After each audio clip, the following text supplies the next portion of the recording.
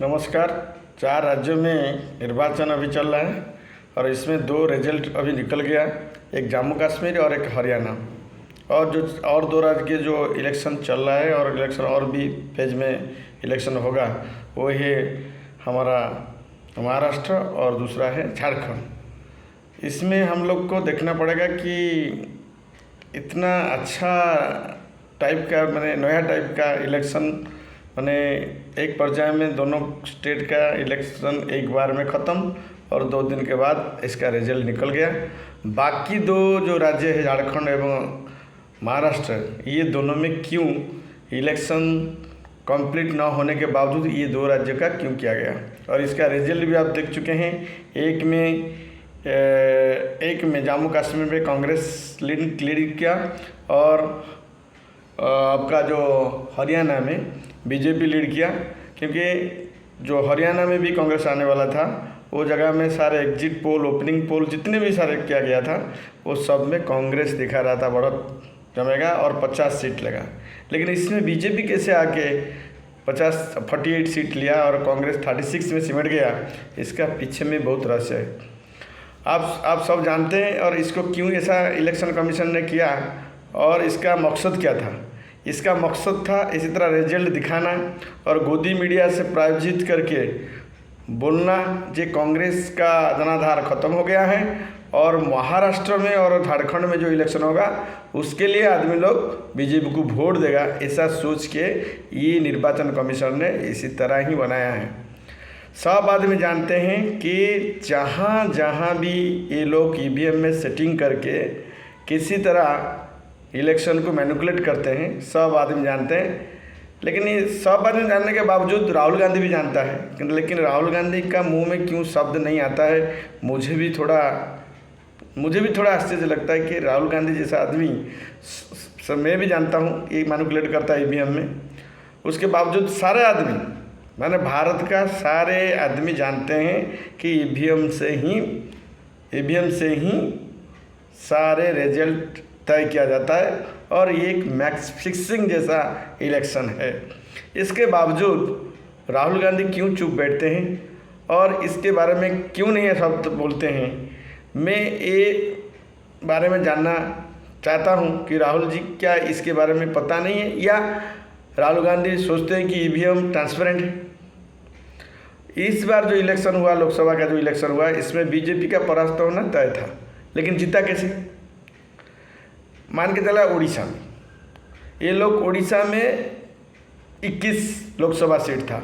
इस 21 लोकसभा सीट में ये क्या किए ना, नवीन पटनायक को बहुत सारे चारों तरफ घेरना शुरू कर दिए। जैसे केजरीवाल को लेके जेल में डाले और झारखंड का जो शिबू सोरेन को लेके जब जेल में डाले, इसी तरह नवीन पटनायक जाने वाला था, क्योंकि ये चिट फंड घोटाला किया था नवीन पटनायक ने।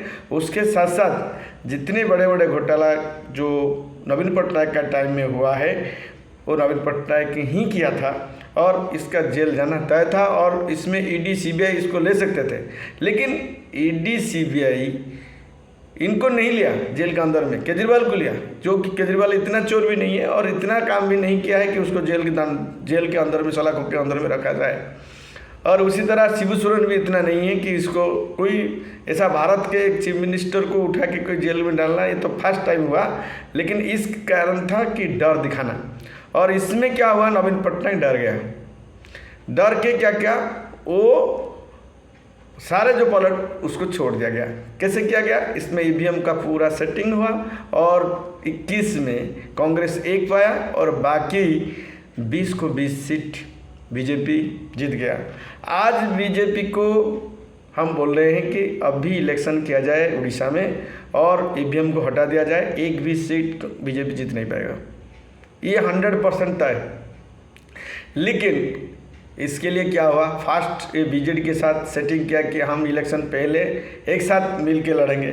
उसके बाद कौन सा ऐसा राज आया कि इसको हटा दिया गया और उसके बाद इलेक्शन के बाद हम ये करेंगे और हमको 20 सीट इनको मिला, जिसका जनाधार कुछ नहीं है उड़ीसा में, उसको 20 सीट मिल गया।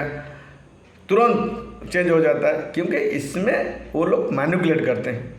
और उड़ीसा में ऐसा करने से कोई आदमी बस कोई भी सबसे बढ़िया जगह था कहाँ पर, ये जगह में। और कहाँ कहाँ चुना, और छोटा छोटा राज्य चुना, जैसे जम्मू कश्मीर में सेटिंग करना। उधर जम्मू कश्मीर में अभी देखिए वोट में हार गया, फिर भी उसी टाइम में लोकसभा में जीत गया 2 सीट। और उसके साथ साथ छोटा छोटा राज्य मेघालय ये सब छोटा छोटा राज्यों को चयन किया, जिसमें इसका 240 सीट आया। और 20 सीट यदि उड़ीसा को माइनस कर दिया जाए, वो कभी भी इलेक्शन में कोई भी संख्या हासिल नहीं कर सकता था, और वो हारने वाला था, तय था, हारने का पूरा तय था। लेकिन जीता नवीन पटनायक के लिए। नवीन पटनायक ने जेल नहीं जाने के लिए डर से इसको गादी छोड़ दिया। ये था उड़ीसा का एकमात्र चीज़। और उसके लिए पहले कैसे नवदास को हटा जाए, ये सारा चीज़, ये सब था, ये सब आदमी जानता है। और कैसे ये मैनिपुलेट करता है और कैसे जीता है। और अमित शाह का जो रोल है, गांव का जो दलाल जैसा, उसी तरह का दलाल है वो दलाली किस हद तक जाके वो कर सकता है, उससे कोई दो राय नहीं। हरियाणा में एग्जिट पोल, ओपनिंग पोल, सारे आदमी सोच रहे कांग्रेस जीतेगा, लेकिन आया जे उसमें 48 सीट मैंने बीजेपी का आ गया। कैसे आ गया भगवान जाने। और जो ईवीएम में सेटिंग किया गया, उसका देखिए बैटरी 99% चार्ज। और जिसमें बीजेपी हारा है, उसमें स्वाभाविक जो 60%, 50 से 60% के बीच में जो बैटरी का चार्ज है, उसी जगह में कांग्रेस जीता है। और जिसको मैनिपुलेट करके घुमा गया, और इसी तरह उड़ीसा में 20 सीट का लोकसभा में ये किया गया।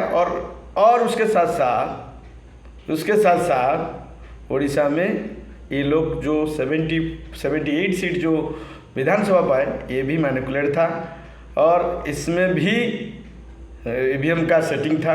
सारे ईवीएम का सेटिंग से ही जीतता है।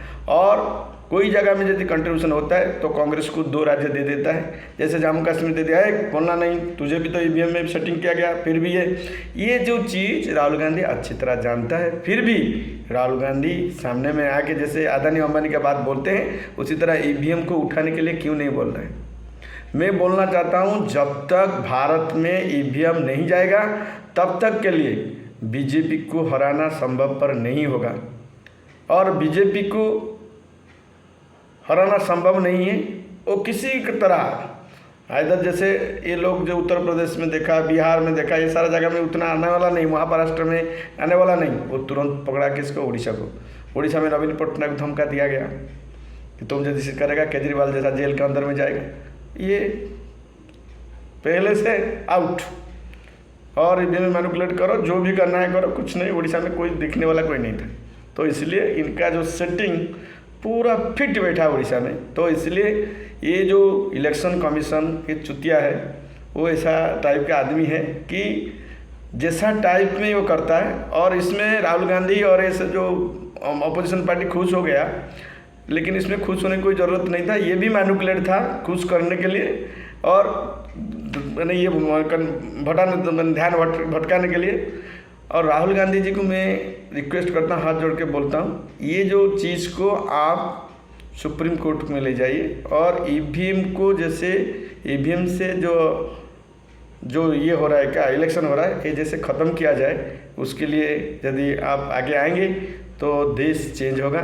नहीं तो चाइना तो बहुत कम दिन के अंदर में टॉप 1 पोजीशन में पहुंच गया। सिर्फ भारत सबसे निचला राज्य, निचला देश बन जाएगा और नीचे गड्ढा में गिरेगा। जिस तरह गड्ढा में नरेंद्र मोदी का जो रास्ता, रोड, ये सारा जो चीज़, बंदरगाह और जो अदानी अंबानी की देना, और उसके साथ साथ 1 साल के अंदर में 2 लाख करोड़ हैं, 1 साल में 200 लाख करोड़ गड्ढा में गिर गया, गड्ढा बन गया।